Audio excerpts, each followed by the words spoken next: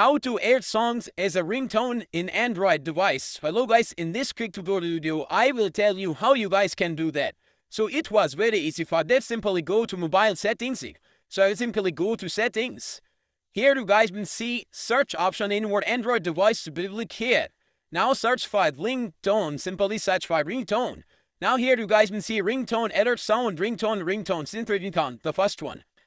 Now here you guys can see media, ringtone, notification, alarms, volume button function. But you simply scroll. Here you guys can see ringtone, sim1, sim2. So I'll simply click on that. Now here you guys will see classic theme, agnostic themes on this device. So simply click on this device. Now I select to a song. So I simply reselect that song. I would simply click on that. Once I click on that, I would simply back. Now here you guys can see their song was added to my ringtone. So that's how you guys can do that. For sim2, simply click on sim2. And you guys can add different songs, or you guys can add their same song. So that's how you guys can add music or songs to Android device ringtone. Thanks for watching.